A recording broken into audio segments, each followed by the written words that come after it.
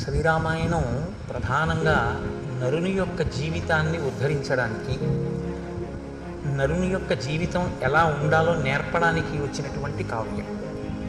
నేను మీతో మనవి చేస్తూ వస్తున్నాను, నరునికి ఉన్నటువంటి ప్రత్యేకమైన వరం వాక్కు. ఈశ్వరుడు ఇచ్చినటువంటి అత్యద్భుతమైన కానుక అది. ఈ వాక్కు అత్యంత శక్తివంతం. అగ్నిహోత్రం ఎంత శక్తివంతమో అంతకన్నా ఎక్కువ శక్తివంతం. అగ్నిహోత్రానికి కాల్చడం ఒకటే తెలుసు, వాక్కు కాల్చగలదు, ఉపశాంతినివ్వగలదు. కడుపును రొంపపు కోత కోయునదియే గాయాలు కాకుండినన్నట్టాడు బల్జేపల్లి వారు. రంపం పట్టుకుని ఒక మనిషిని పడుకోబెట్టి కడుపుని అటు ఇటు రంపం పట్టుకు కోస్తే కలిగేటటువంటి బాధ కన్నా అనకూడనటువంటి మాట ఒకటంటే కలిగేటటువంటి బాధ అంతగా ఉంటుంది. కాబట్టి మాట అనేటటువంటిది అత్యంత శక్తివంతమైనది.